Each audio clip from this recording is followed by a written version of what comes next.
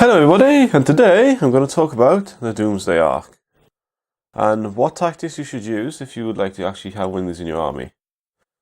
Okay, the first thing I'll say about the Doomsday Ark, it is the strongest anti-tank weapon you have in your army, apart from the Satan's D strength.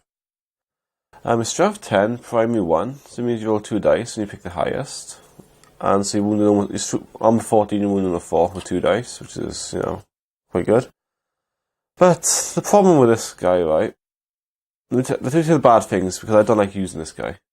The bad points of the Doomsday Ark is it's open top. Okay? So you +1 to the dice roll. And if you got some Space Marine cheese with drop pods, you've been hit by AP1. It's got 4 hull points, but it doesn't matter. 1 pen, it's got 50% chance of blowing you up. Okay? And that's 170 points. And if you jink to get a cover save, you can't shoot the weapon, because all his weapons are blasts. So no matter what you do with this thing, it's a #1 target for the enemy. And you can guarantee something nasty will be hitting this in the first turn. So if you get first turn, great, you can shoot off 1, 2. You can get quite a few kills. But the bad thing is, it will be shooting you with at least AP2. And if you got AP1, 50% chance of being killed in the first shot. And people say, oh, it's got armor 13, it's so powerful. Like I said, 1 pen, boom, dead. Okay? And the thing is really good against is Necrons. Yeah. And Tyranids. Things that haven't got AP2 and AP1, it's not too bad against them. Okay, then, let me tell you how you should use this guy, and how to use him the most effective way you possibly can to get the most kills and the most points back for your army. Okay, #1, you want to make sure that you got on the flying stand. Okay.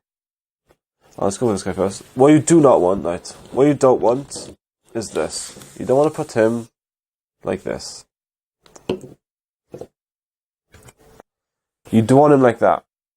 Okay, so if he's like that, you don't get a cover save. So you have to jink with him. Like I said, in the first turn, everybody will be shooting this guy. So you'll be jinking. You get 170 points doing nothing. Absorbing 1 or 2 shots from the enemy. He knows once he's jinked, he's nothing. Okay, you don't want that. Okay, you want this now. Let me show you this guy. Make sure the stand, right, is just on the corner of a building. You're going to make sure that you're able to get at least half the tank covered, so your opponent can't bitch at you, saying you're not 25% covered. And that way you always get a 4 up. You're in the corner like that, and you're able to rotate. Rotation doesn't mean movement. So on turn 1 you can face them sideways, at least 50% covered. Turn 2, you like that, you're still 25% at least covered that way.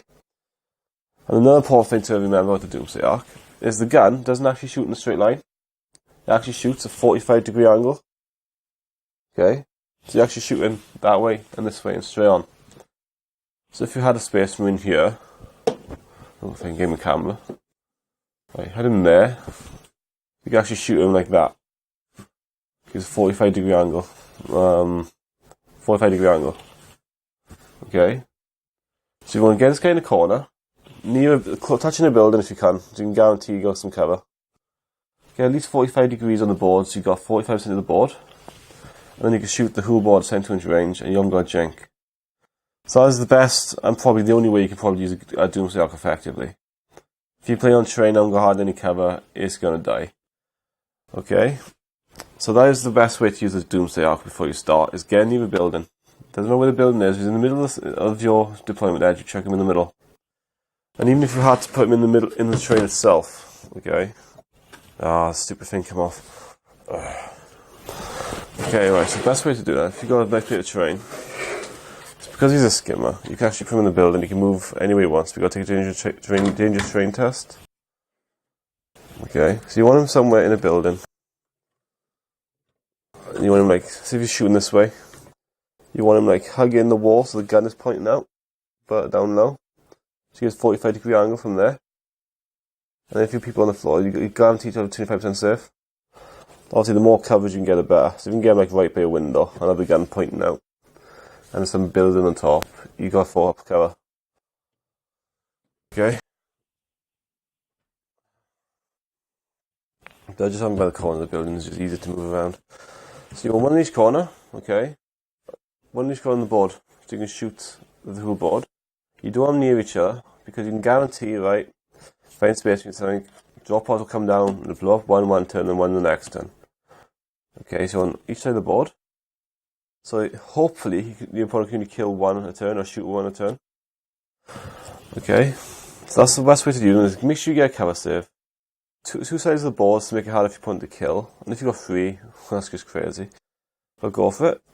And a good way to use these guys now, right, is they are turf 10 primary weapon. So when we're shooting these is armored vehicles. Don't waste your points shooting like rhinos and stuff, because they're 35 points to kill, it's not worth the points. Okay, they're 170 points each. You got to kill a lot of rhinos to get his points back.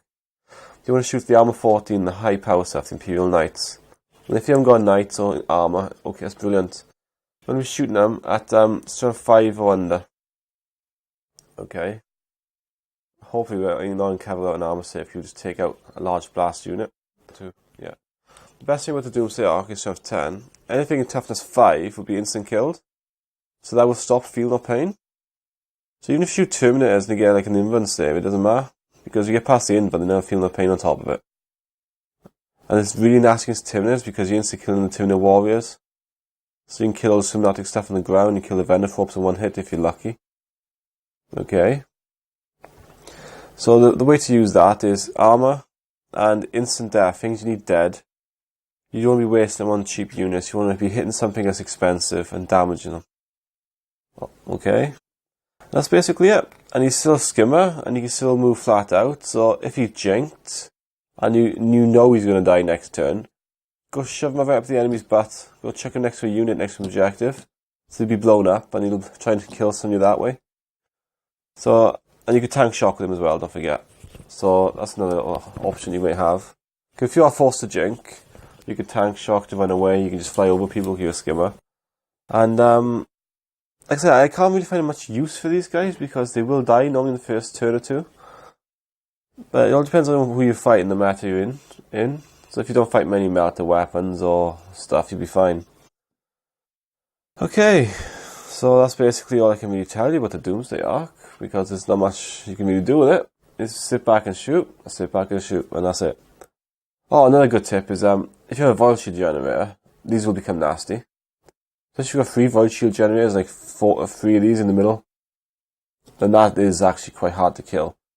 If you have a line of Lynch God in the front that way, or something like Wraiths, they can't get through the bubble, then these are really worth taking.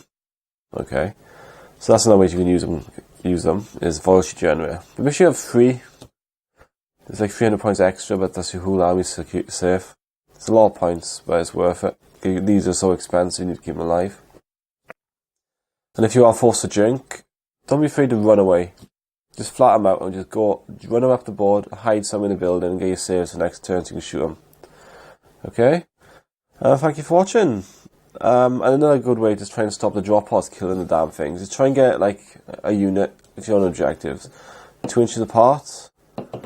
And try and get, like if he comes in with a drop pod then, like try and get him to land in a certain area. And he might scatter into a off terrain or something. So he might be out of range.